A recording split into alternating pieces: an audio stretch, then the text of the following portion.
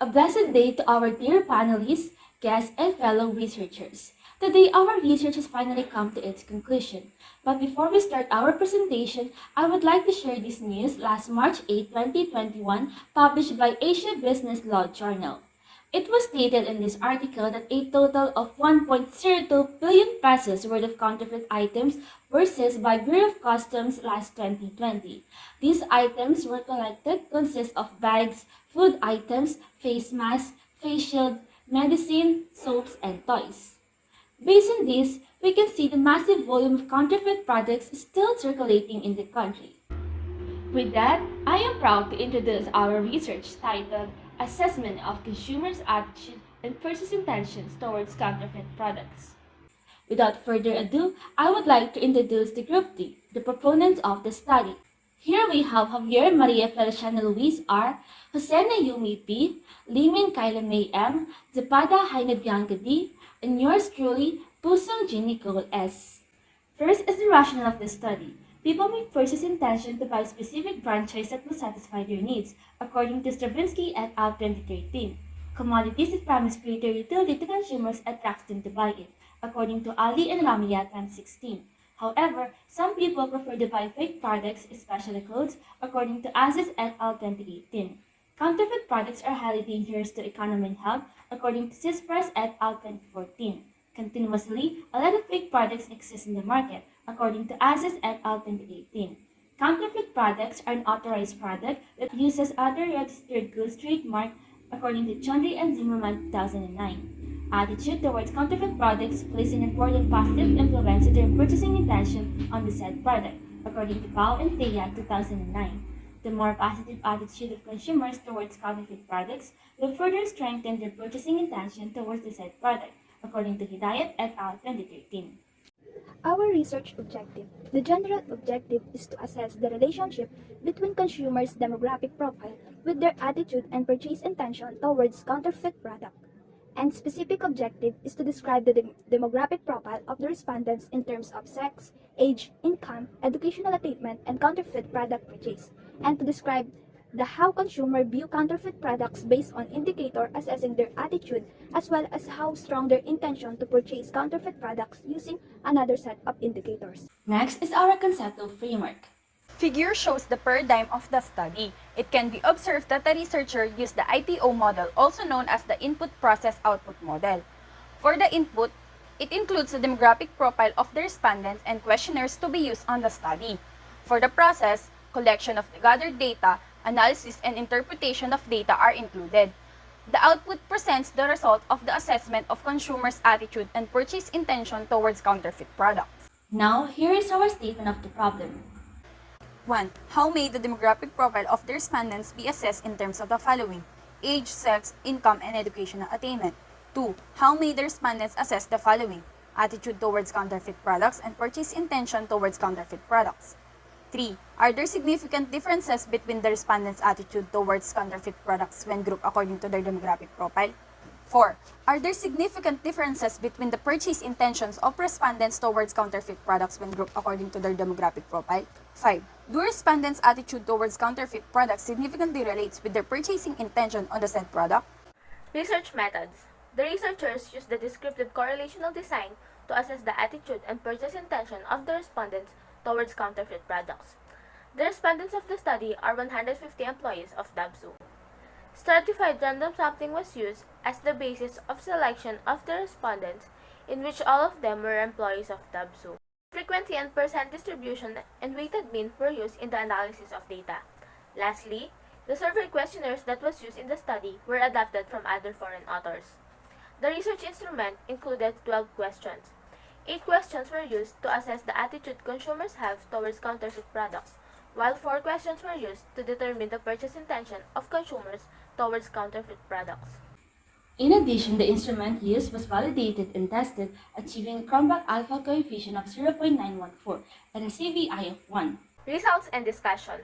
This chapter presents and discusses the acquired data in the study relevant to the problems stated in the statement of the problem of the study. 1 represents the frequency and distribution of the respondent's age.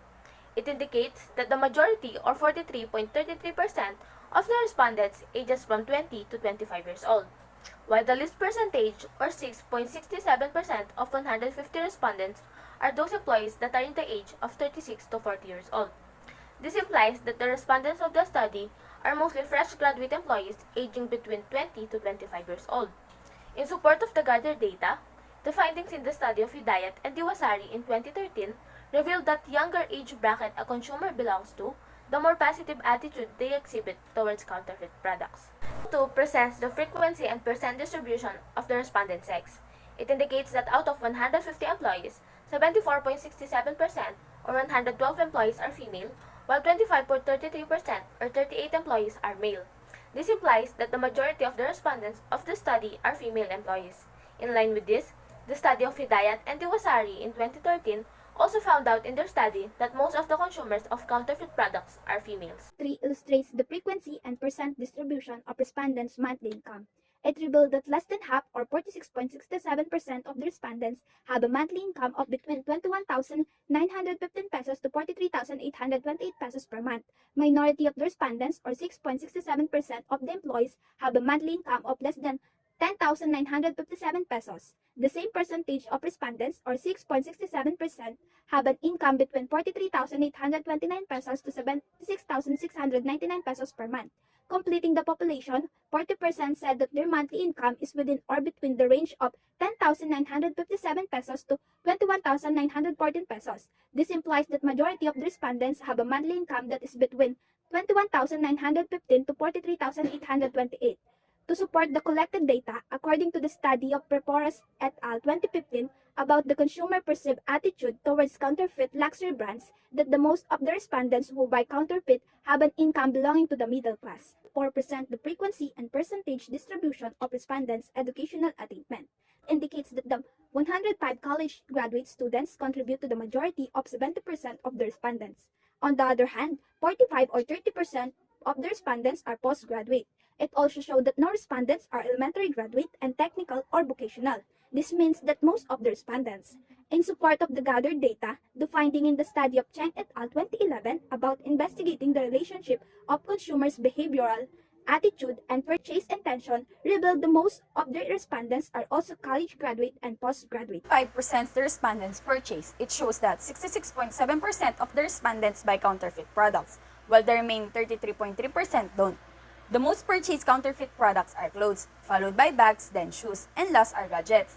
In support of the gathered data, the findings of the study from Slovakia 2010, 81.4% of the Slovaks have somebody that they know who has counterfeit products. T-shirts and sweater have the most replicas, taken after the sportswear and sports shoes. Table 6 presents the respondents' assessment of their attitude. The respondents agreed that counterfeit products have satisfying quality, practical, and purchasing it is a bridge of thrift, convenient, and wise. However, the respondents disagreed that counterfeit products are reliable and purchasing it is proud and guiltless. So overall, the respondents agree with the indicators. In support of the gathered data, in the study of Tarandawi and Tijiptono 2013, the impact of attitude towards the financial benefits of counterfeit purchase on buyer intention was positive and noteworthy. Table 7 illustrates the respondents' assessment of their purchase intention towards counterfeit products. A grand mean of 2.44 on weighted mean and 0.89 on standard deviation are shown in the table. Mostly the respondents disagreed with the indicators and only agreed that they are willing to buy counterfeit products. This shows that the respondents do not intend to buy counterfeit products, are not likely to purchase counterfeit products, and do not have high intention to buy one. Consumers agree that they are willing to buy counterfeit products, which are also noticeable in the study of Ang et al. 2001. The findings reveal that since products with luxurious brands create an image for those who buy them, it is expected that consumers are willing to buy counterfeit products because of the brand that counterfeit brands carry is associated with social status. On the other hand, consumers do not have high intention to buy counterfeit products. This was also seen in the study of Chuchin Prakan 2003. The outcome of the study revealed that consumers have high intention of buying counterfeit products since they are not proud of having or carrying counterfeit products. Table 8 reveals the result of the test of significant variation among the respondents' attitude towards counterfeit product when grouped according to their demographic profile. In the table, all of the p-values are not less than 0.05 level of significance. This implies that whatever range of their ages, their sex, their educational attainment, and whatever income bracket they belong to, they still have almost the same level of attitude. Table 9 portrays that there are no significant differences on the respondents' purchase intentions toward counterfeit product when grouped according to their age, sex, and educational attainment.